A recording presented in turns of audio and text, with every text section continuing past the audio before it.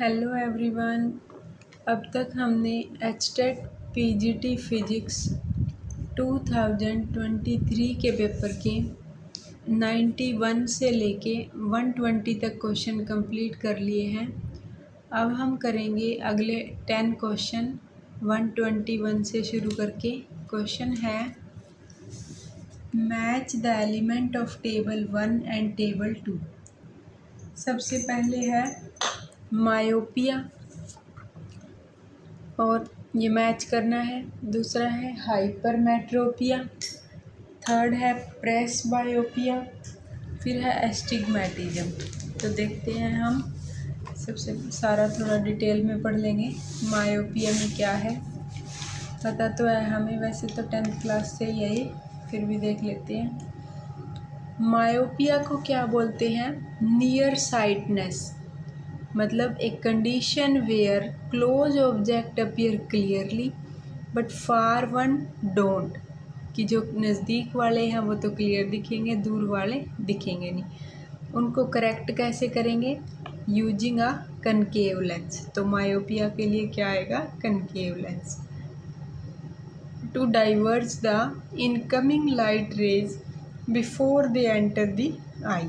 Next है hypermetropia.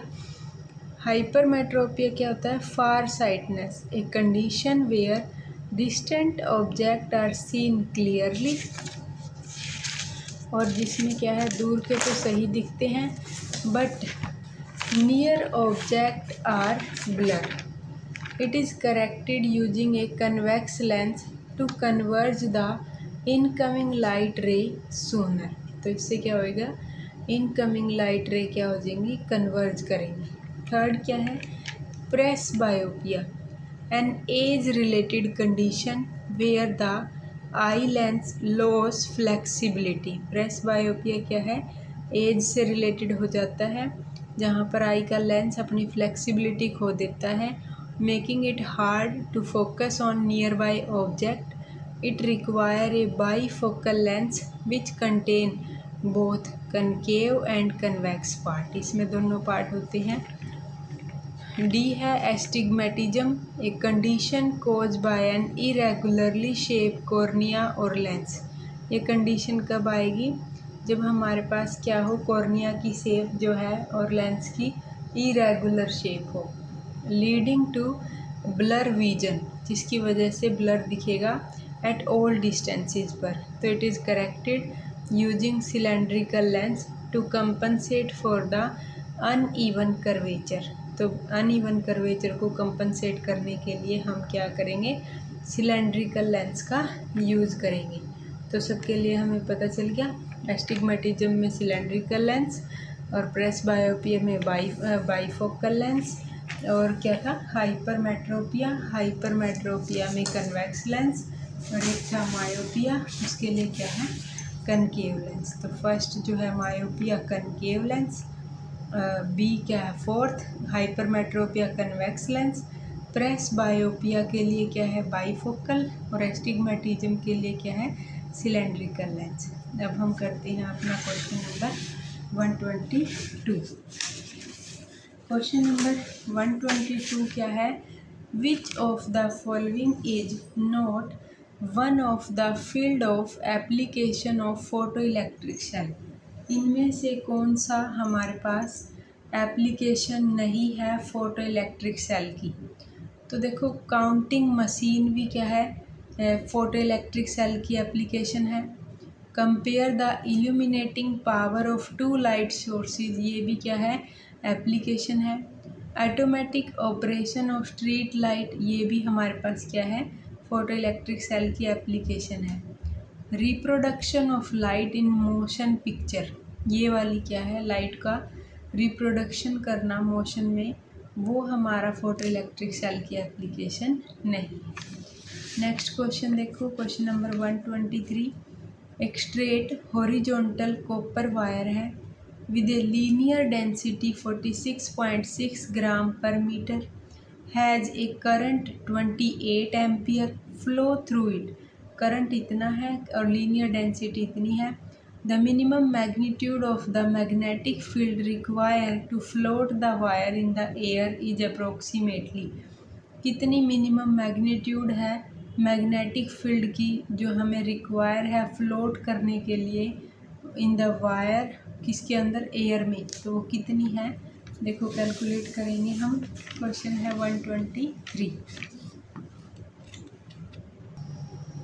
तो देखो हमारे पास क्या है, for a horizontal current carrying wire to float in the air. हमारे पास हॉरिजॉन्टल करंट कैरिंग वायर है जो फ्लोट कर रही है एयर में।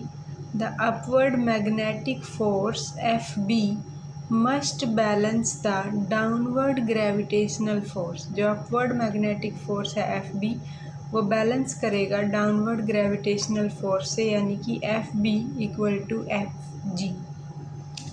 क्वेश्चन भी देखते रहो। स्ट्रेट हॉरिजॉन्टल कॉपर वायर है, डेंसिटी है, करंट है, फ्लो कर रहा है। Minimum magnitude magnetic field required to float the wire in air. तो फ्लोट करने के लिए मैग्नेटिक करंट, मैग्नेटिक हमारे पास मिनिमम मैग्नीट्यूड निकालनी है मैग्नेटिक फील्ड की।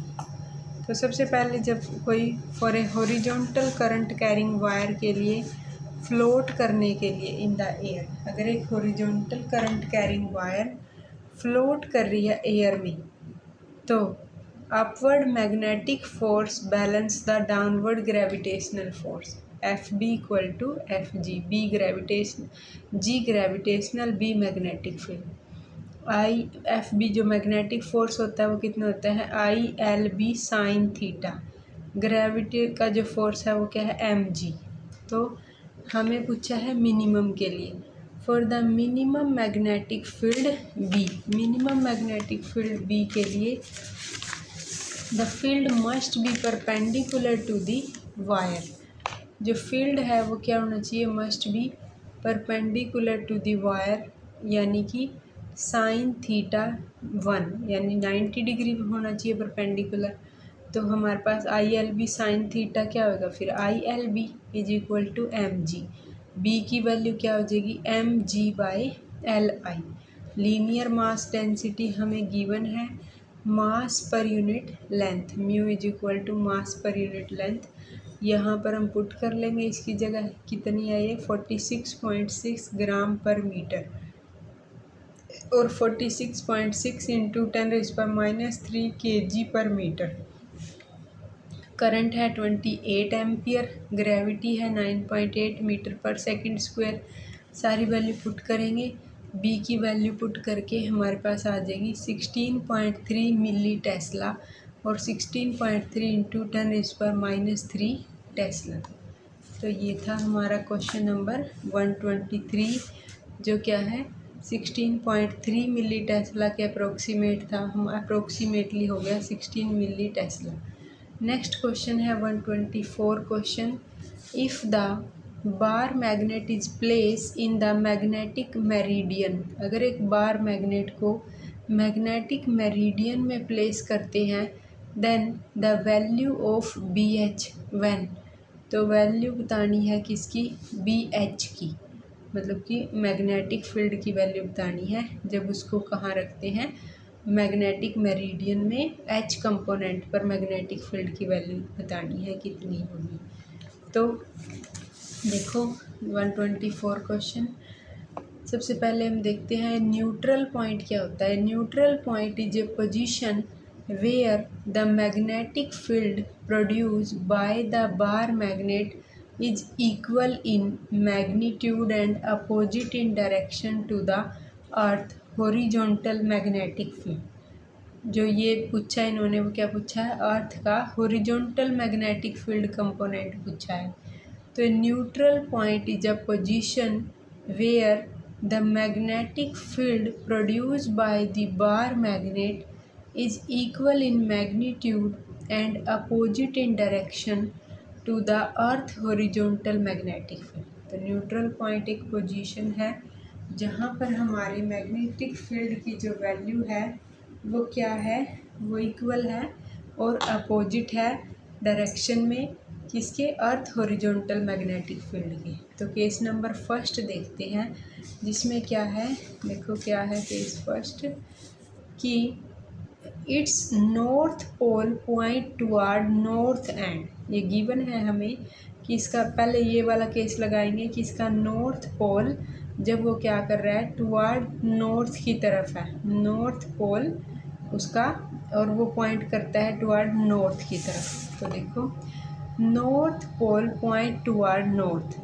When the North pole point north, the neutral point are located on the broad side on position equatorial line of the magnet. तो जो न्यूट्रल पॉइंट है वो कहाँ होगा, यानी कि वो इक्विटोरियल लाइन पर होगा, तो ब्रॉड साइड पर होगा न्यूट्रल पॉइंट लोकेट। तो इक्विटोरियल वाले मैग्नेटिक फील्ड की वैल्यू कितनी होती है, mu naught by 4 pi M divided by R का क्यूब। तो यानी कि जब वो नॉर्थ पॉइंट की तरफ कर रहा था तो उसके लिए वैल्यू आ गई mu naught by 4 pi M by R cube. Next है, जबकि वो जो बी एच है, वैल्यू ऑफ बी एच क्या होगी जब बार मैग्नेट जो है वो its south pole point toward north, जब उसका साउथ पोल पॉइंट करेगा नॉर्थ की तरफ, और बी एच यहाँ पर क्या है, horizontal component of earth magnetic field. अब हम देख लेते हैं, जब हमारा क्या है, एट द न्यूट्रल पॉइंट जो बी एच है, जब वो बी इक्विटोरियल के इक्वल होता है तो उसकी वैल्यू तो हमें पता चल गई mu naught by 4 pi M by R cube. और जब केस नंबर 2, जब साउथ पोल पॉइंट करेगा टुवर्ड द नॉर्थ, तो when the south pole point toward the north, the neutral point are located on the end on position, यानी कि वो axial line पर होगा neutral point of the magnet. तो axial पर magnetic field की value होती है mu naught by 4 pi 2m by R cube at the neutral point. B H is equal to B axial mu naught by 4 pi 2m by R का cube. तो ये हमारे पास आ जाएगा दूसरे वाले केस में, जब वो साउथ की तरफ था, mu naught by 4 pi 2m by R का क्यूब। अब हम करते हैं अपना क्वेश्चन नंबर 125। 125 क्वेश्चन देखो क्या है।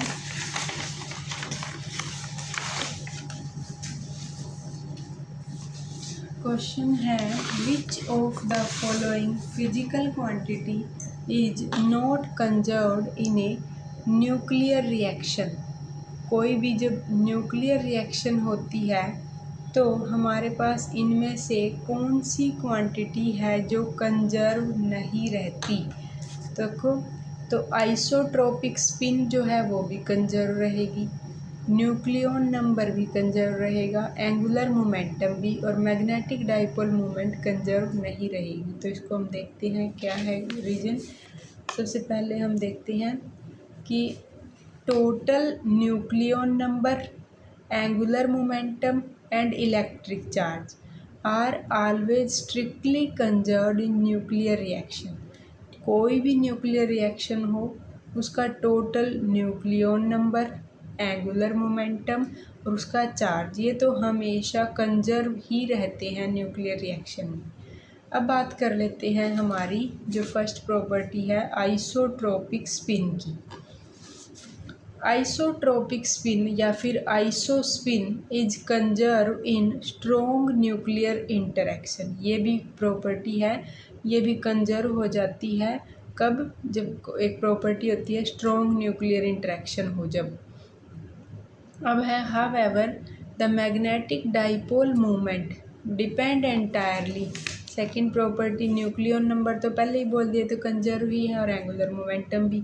बची मैग्नेटिक डाइपोल मूवमेंट। तो जो मैग्नेटिक डाइपोल मूवमेंट है वो डिपेंड करती है entirely on the specific nuclear state and special configuration of the particle. वो दो चीज़ों पर डिपेंड करती है, एक तो न्यूक्लियर की स्टेट कैसी है, दूसरी उसकी कन्फिग्रेशन में special configuration of the particle which change during a reaction. अलग अलग रिएक्शन के लिए चेंज होती रहती है, तो therefore it is not a conserved quantity, तो ये हमारे पास कंजर्व क्वांटिटी नहीं है।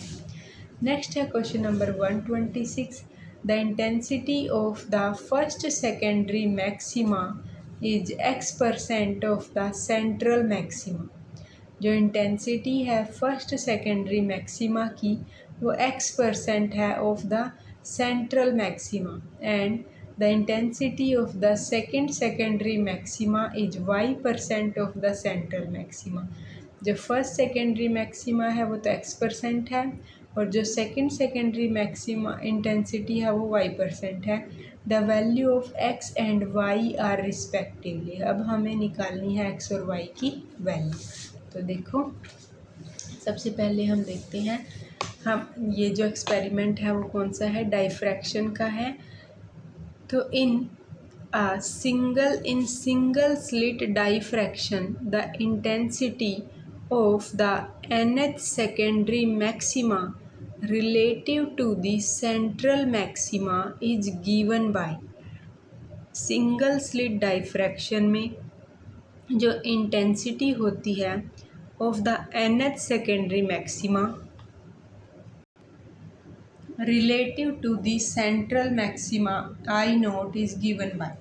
जो रिलेशन है nth सेकेंडरी मैक्सिमा का और सेंट्रल मैक्सिमा का, वो ये रिलेशन है I N approximately equal to I naught divide by n plus 1 square into pi का स्क्वेयर डिवाइडेड बाई 4।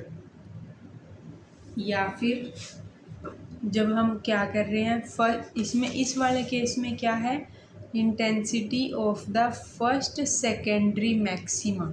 तो यहाँ से देखो, अगर हम इसको 2 को अंदर लेके जाएं, यहाँ से 2 इसके नीचे आए तो क्या, या फिर ऐसे लिखो इसको 4i note divide by 2n plus 1 का स्क्वेयर इंटू पाई का स्क्वेयर। ये देखो, यहाँ से 4 का इन्वर्स होएगा, या ऊपर जाएगा, तो 2n प्लस में 1 का स्क्वेयर इंटू पाई का स्क्वेयर। और for the first secondary maxima n की वैल्यू हमारे पास क्या होती है, फर्स्ट के लिए 1, तो यानी कि I n divided by I naught होता है ना, तो I1 by I naught is equal to 4। यहाँ पर देखो फर्स्ट सेकेंडरी मैक्सिमा है 2 प्लस 1 3 का स्क्वेयर 9 पाई का स्क्वेयर, 4/9 पाई का स्क्वेयर की वैल्यू 9.87, सोल्व करके आ गया 0.045।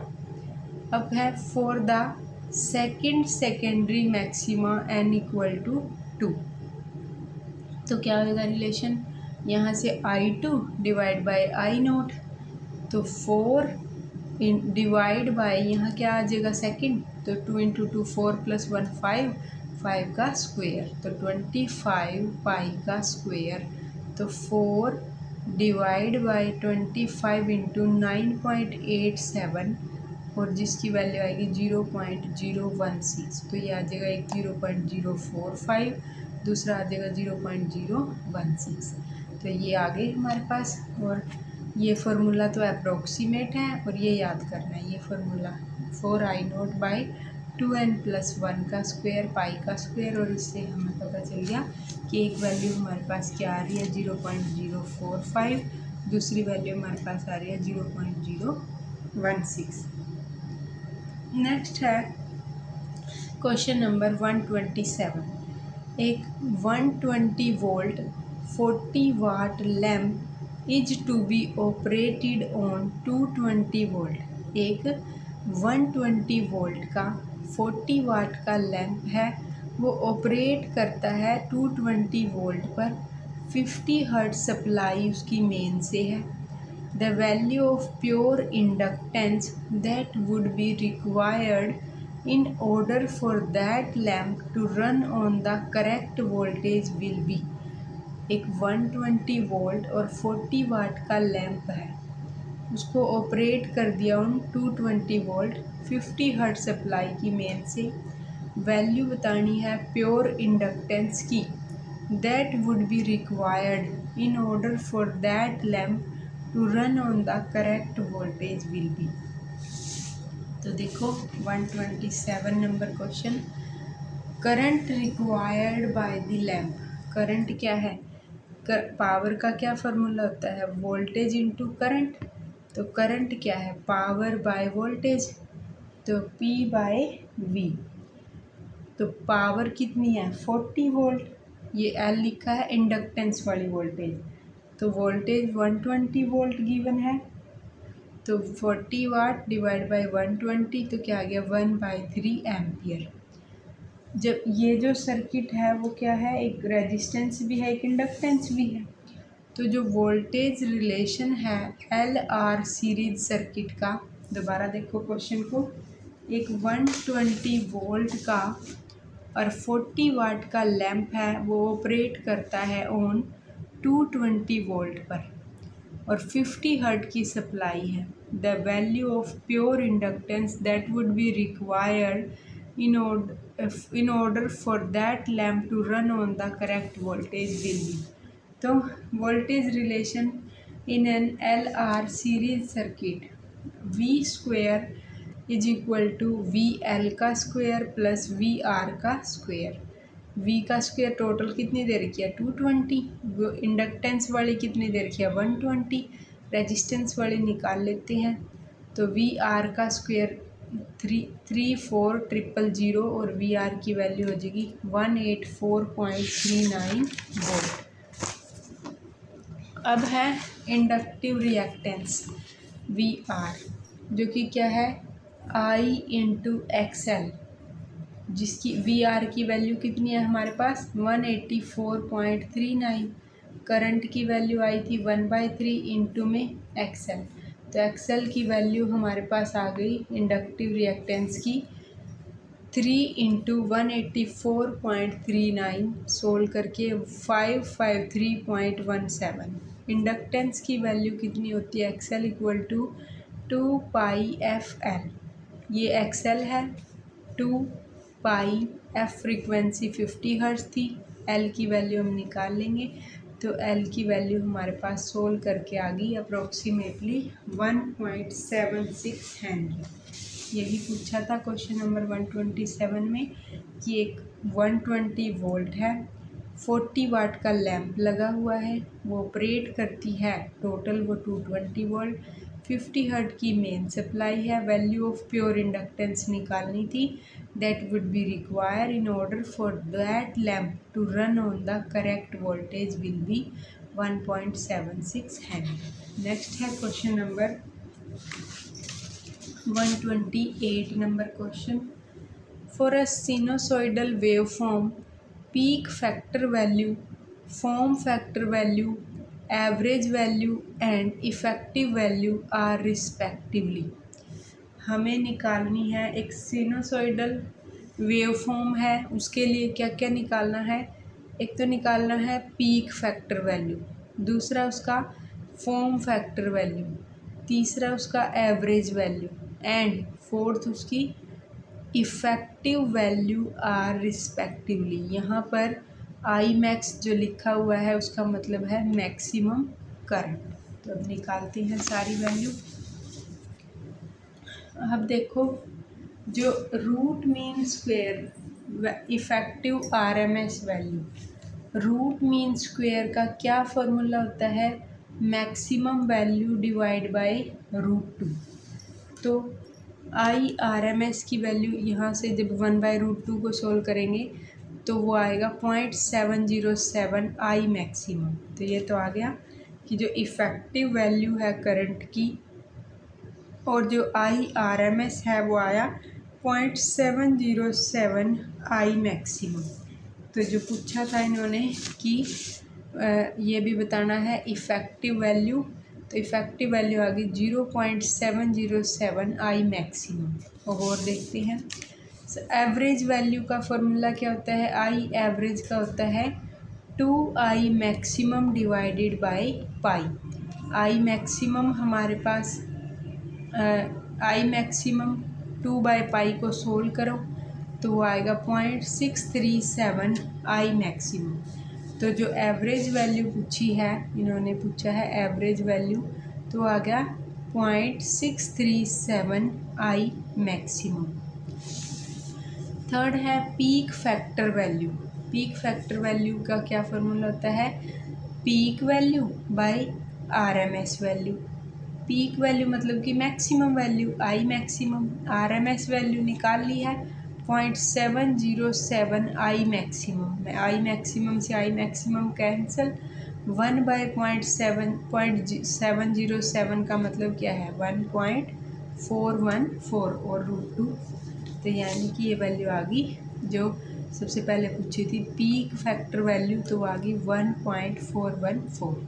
अब बच गई हमारे पास form factor value. Form factor का फॉर्मूला होता है RMS value by average value. RMS value है 0.707 आई मैक्सिमम, एवरेज वैल्यू का फॉर्मूला है 0.637 आई मैक्सिमम।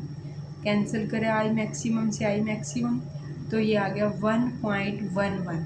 तो हमारे पास फॉर्म फैक्टर की वैल्यू आ गई 1.11। तो अब इनको ये आगे पीछे थे सारे, इनको सीक्वेंस से लिख लेते हैं। सबसे पहले पूछा था पीक फैक्टर वैल्यू, तो पीक फैक्टर वैल्यू हमारे पास कितनी आई है? 1.414। सेकंड पूछा था फॉर्म फैक्टर वैल्यू, तो फॉर्म फैक्टर वैल्यू आई है 1.11। फिर क्या पूछा था? Average value. एवरेज वैल्यू हमारे पास आई है 0.637 आई मैक्सिमम, और फिर आई आरएमएस वैल्यू जो कि क्या है 0.707 आई मैक्सिमम। तो ये हमारे सारे जो इन्होंने पूछे थे हो गए। अब हम करते हैं question number 129। Consider the following two statement. दो स्टेटमेंट दी हुई है। फर्स्ट स्टेटमेंट क्या है? For a constant volume gas thermometer. Volume क्या है? कांस्टेंट है। एक ऐसा गैस थर्मोमीटर जिसका क्या है? कांस्टेंट हमारे पास वॉल्यूम है। The gas should be filled at low temperature and high pressure. जो गैस उसमें फील होगी वो लो टेम्परेचर और हाई प्रेशर पर होगी। बिल्कुल गलत है। नेक्स्ट क्या है? As the temperature is increase the time period of a pendulum increase. जैसे जैसे जो टेम्परेचर है वो इंक्रीज करेगा, जो टाइम पीरियड है वो पेंडुलम का वो इंक्रीज करेगा। चेक कर लेते हैं इसको भी, और बाद में देखेंगे कैसे स्टेटमेंट 2 क्या है करेक्ट है। तो देखो सबसे पहले फर्स्ट कोई देखते हैं क्यों गलत है। To behave like an ideal gas. कोई भी गैस है वो आइडियल गैस की तरह अगर बिहेव करेगी तो उसकी कंडीशन है एंड अवॉइड कंडेंसेशन, और अवॉइड करना हो कंडेंसेशन को और आइडियल गैस को फॉलो करना हो, तो gas in a constant volume thermometer में must be maintain at low pressure and high temperature. ये तो कंडीशन है। जब भी कोई रियल गैस आइडियल गैस की तरह बिहेव करेगी तो लो प्रेशर एंड हाई टेम्परेचर, ये कंडीशन है। नेक्स्ट हम देखते हैं वो टेम्परेचर के साथ और पेंडुलम का क्या रिलेशन है। Time period of a pendulum is given bye T = 2π√L/g। Pendulum का टाइम पीरियड दिया जाता है T = 2π√L/g से। When temperature rise thermometer expansion. जैसे जैसे टेम्परेचर बढ़ेगा थर्मोमीटर एक्सपेंड करेगा। इंक्रीज द लेंथ, लेंथ बढ़ेगी पेंडुलम की of the pendulum which directly increase its time period. Time period के बिल्कुल डायरेक्टली प्रोपोर्शनल है तो टाइम पीरियड इंक्रीज करेगा। तो ये हो गए हमारे 129 क्वेश्चन। नेक्स्ट क्वेश्चन है हमारा 130 जो कि क्या है क्वेश्चन नंबर 130। देखो क्वेश्चन है 130 question. The time average power of a sinusoidal wave is proportional to mth power of the amplitude of the wave।